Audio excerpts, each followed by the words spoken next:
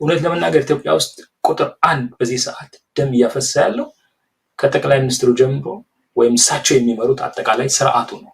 ግን እኔ አብይ አህመድ ወደ ስልጣን ሲመጣ መጋቢት 24 ቀን ባደረገው ንግግር ላይ የኢትዮጵያን ሕዝብ ኢህአዴግ በስልጣን በነበረበት ጊዜ ለፈጸማቸው የሽብር ወንጀሎች አጠቃላይ በኢትዮጵያ ውስጥ ላደረሳቸው ጥፋቶች ይቅርታ ጠይቆ ነበር እና በዛን ጊዜ አይ ቲንክ የኔ ነበር የተስፋ አብይ ቲፒኤልኤፍ የሰራቸው ከነበሩ ድራማዎች ተምሮ የተሻለ አትሊስት ቢያንስ የተሻለ ድራማ ይሰራል የሚል እምነት ተስፋ ነበር ከንግግሩ። እንደምታስታውሰው በህወሓት ዘመን ጅሃዳዊ አረካት አኬልዳማ ምናምን የሚባሉ ቪዲዮዎች ርዕስ የተሰጣቸው ተሰርተው ነበር እና ብዙዎቹ የፈጠራ ድራማዎች ነበሩ።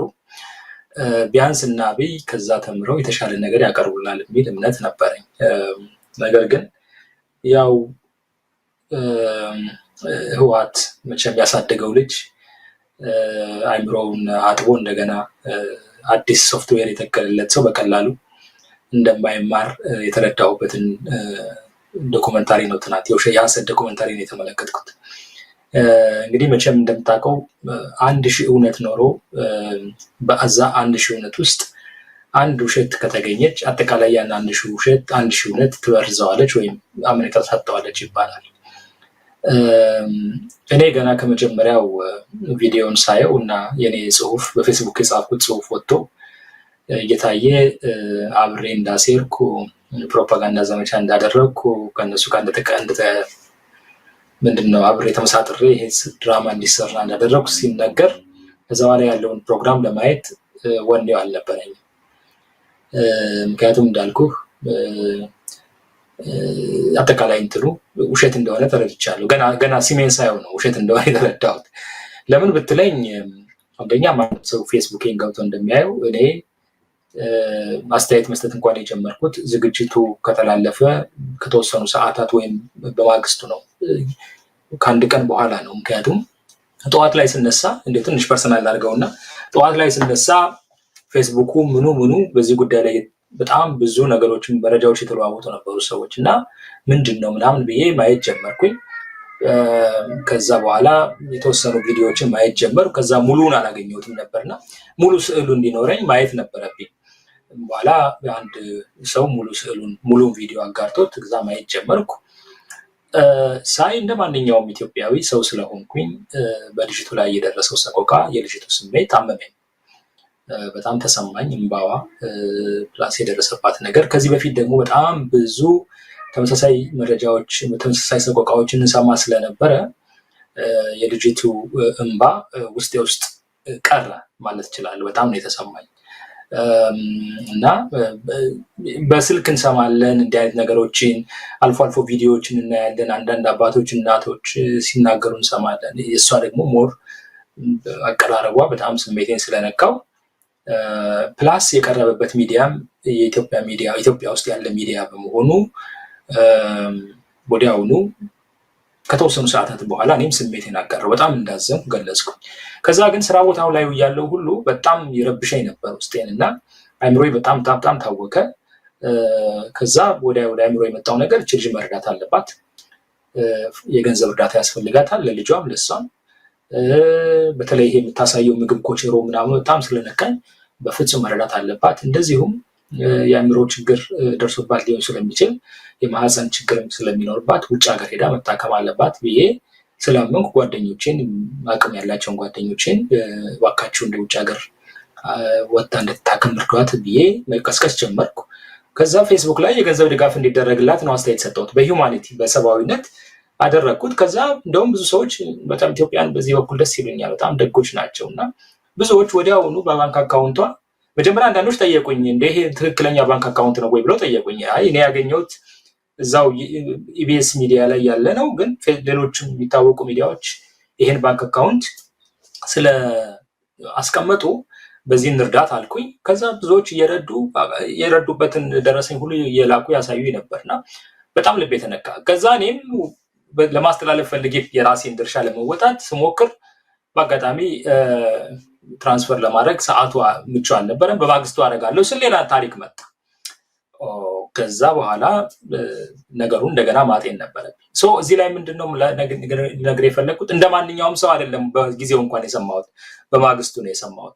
እኔ ብርቱካን የምትባለች በዛ ፕሮግራም ላይ ከመጣች በህይወቴ ስሟን እንኳን ሰምቼው ብርቱካን ደሳለኝ ሰምቼው አላውቅም፣ ወይም ደግሞ ማቃት ሰው አይደለችም። ኢቢኤስ የሚባለው ቲቪ ከኢቢኤስ ጋዜጠኞች ጋር ተመሳጥሯል እንኳን እንዳልባል ኢቢኤስ የሚባለውን ቲቪ አይቼው አላውቅም ማለት በፍጹም። ምክንያቱም የፖለቲካ እኔም የምከታተላቸው የፖለቲካ ሚዲያዎች የኢኮኖሚ ሚዲያዎች ናቸው እና የኢንተርቴንመንት ሚዲያ ላይ ምናልባት ካየውም የኳስ ሚዲያ ነው የማየው ኳስ ስለምወድ። ከዛ ውጭ ሌላ እንደዚህ አይነት ነገር ውስጥ ጋዜጠኞችን እውነት ለመናገር ስለማላቃቸው ከነሱ ጋር ቁጭ ብዬ መንግስትን ለማጠልሸት ምናምን ምዶልትበት ነገር የለም። ቢያንስ እንደው አልፎ አልፎ እዛ ሚዲያ ላይ የሚቀርቡ መዝናኛ ነገሮች ሲኖሩ የሚያስቅ ነገር ሲመጣ ባለቤቴ አልፎ አልፎ ትልክልኛለች፣ እሱን አይ ይሆናል። ግን ቁጭ ብዬ ኢቢኤስን አይቼ ጋዜጠኞች ጋር ምናምን እንደዚህ በፍጹም አስቤውም አላውቅም። ለምን በጣም ብዙ አድማ ለስራ ካልኩ ወይም ሌላ ነገር ለስራ ካልኩ በጣም ብዙ ሊሰሩ የሚችሉ ችሎታ ያላቸው ፖለቲካሊ ኮንሽስ የሆኑ ብዙ ሰዎች አሉ። ያን አልፈልገውም እንጂ ግን እንደዛ ሆኖ ሳይሆን በጣም ነው የገረመኝ። ሶስተኛ ከተጠቀሱት ሰዎች አሁን እንግዲህ ከነማዕዛ ደግሞ አንደኛው ማን ወልደሰንበት ነው ለሳውት ስሙን ከነሱም ጋራ አብሬ እንደደሎትኩ ነው እዛ ላይ የሚገለጸው። እውነት ለመናገር ማዕዛን ማቃትም እኔ ራሱ መናገር ትችላለች፣ በዝና ነው በስም ነው ማቃት እንጂ ከሷ ጋር ተደዋውለን አንደኛውን ማጭራሽም አላውቀውም በስም እና ተደዋውለንም አናውቅም። አሜን ምንም ሬጃ እውነቴን ነው ከልብ ነው ማለት ሰው ያን ገና አቀነባብረው አብረን ዶልተን እንዲህ አይነት ነገር እንዲሰራ እንዳደረግን አድርገው ሲያቀርቡት ከዛ በኋላ ለማየት ወኔ አልነበረኝ። ግን እንደምንም ብዬ የተወሰኑ ክፍሎችን አየውና አንድ ነገር ስትራይክ አደረገኝ። ስትራይክ ያደረገኝ ነገር የደም ነጋዴ የሚለው ቃል። እኛ የደም ነጋዴ ተብለን የተፈረጅ ነው ፒተር። እኛንን የደም ነጋዴዎች ወይስ አሁን በስልጣን ላይ ያለው መንግስት ነው? አብይ አህመድ ወደ ስልጣን ከመምጣቱ በፊት የሰራቸውን ወንጀሎች እናውቃለን። ለአብይ ቤኔፊት ኦፍ ዘ ዳውት የሚሉት ፈረንጆች ለጥርጣሬ ቦታ ነው የሰጠነው እንጂ አብይ ኢንሳም እያለ ከዛ በኋላ ኦህዴድ ውስጥ እያለ በጣም ብዙ የኦሮሞ ወጣቶችን እንዳስገደለ እናውቅ ነበር። እኔ አይደለሁም የማውቀው፣ ከኔ በላይ ደግሞ ዛሬ የአብይ ደጋፊ የሆኑ ጋዜጠኞች ስለሱ ወንጀል በደንብ ያውቃሉ። አስታውሳለሁ ኤምኤስ ማነው ኢሳት ውስጥ ብዙ እንከራከር ነበር። የዛሬን አያርገውና እኔ እንደውም ግድ የለም አንድ ሰው ከተጸጸተ ችግር የለም የተሻለ ራዕይ ካለው እንደግፈው የሚል አቋም ይዤ በጣም ብዙ በፍጹም እና አብይን መደገፍ የለብንም ብለው ጠንካራ አቋም የነበራቸው የዛሬን አያድርገውና ብዙ ጋዜጠኞች በተጨባጭ መረጃ ያላቸው እና አብይን ወንጀል ያውቁ ነበር። ከዛ በኋላ እና አብይ በደም የተጨማለቀ እጅ እንዳላቸው የሚያረጋግጥልኝ በጣም ወንጀለኞች እንዳደረገ ከዛ በኋላ ያለውን ሂደት ሳይ ነው ስልጣን ከያዙ በኋላ በተደጋጋሚ በሀገሪቱ ላይ የሚፈሰው ደም ይሄን የሚፈሰውን ደም ለማስቆም ፍላጎት የሌላቸው መሆኑ እንደዚሁም ከአንዳንድ ወንጀሎች ጀርባ የነሱ እጅ ያለበት መሆኑን ያመንኩ ስመጣ እነዚህ ሰዎች የደም ነጋዴዎች እንደሆኑ የተረዳሁት። ከና አብይ ጋር እኮ እውነት ለመናገር ለመለያየት አንደኛው ዋናው ምክንያት በሀገሪቱ ውስጥ የሚፈሰው ደም አለመቆሙ ነው። አንድ አሁን ትልቅ ባለስልጣን ደውሎ ፌስቡክ ላይ መጻፍ ሲጀምር መቃወም ሲጀምር ፋሲል ሰሞኑን ምንድነው ቆጣ እያልክ ነው ብሎ ጻፈልኝ አለ ማስረጃው። እንግዲህ ዋናው የጠቅላይ ሚኒስትሩ አንደኛው አማካሪ የሚባል ሰው ነው የጻፈልኝ። እንደ እናንተ ነው ያልኩት ይሄ ሁሉ ደም እየፈሰሰ ኢትዮጵያ ውስጥ ኃይል አለን። ድሮ ወያኔ ነው እንል ነበር፣ አቅም አንሷቸው ነው እንል ነበር። አሁን ይሄው ወያኔን አሸንፋቸዋል፣ አቅም አላቸው። ይሄ ሁሉ እየሆነ እንዴት በኢትዮጵያ ውስጥ ይሄ ሁሉ ደም ሲፈስ አታስቆሙም? እንዴት እኔ እኮ ሰው ነኝ። እንዴት ይሄን የሚፈሰውን ደም እያየሁኝ እንዴት ልደግፋቸው እችላለሁ? ሌላው ቢቀርተውት ዲሞክራሲ ነፃነት ነገር ነው፣ እሱ የዋሽታ ሆኗል። ከእናንተ አልጠብቅም። ግን ሌላው ቢያንስ የመንግስት ስራችሁን በመስራት ኢትዮጵያ ውስጥ የሚፈሰውን ደም አስቁሙት። ይሄን እንዴት መተችት አልችልም? እኔ እኮ ሰው ነኝ፣ ጋዜጠኛ ነኝ። ስለዚህ ይሄንን ካልተቃወም ምን ልቃወም ነው የሚል ምላሽ ነበር የሰጠሁት። ከዛ በኋላ ከሱ ጋር ተሳትፈን አናውቅም። ሌሎቹም ከፍተኛ የሚባሉት ስለ በቁጥር ደረጃ 1 2 3 ደረጃ ላይ ያሉ ባለስልጣናት ጋር በዚህ ጉዳይ ላይ ብዙ ተጨቃጭቀናል። በምሽት ያውቃሉ። እኔ የመጀመሪያው ተቃውሞ ኢትዮጵያ ውስጥ የሚፈሰው ደም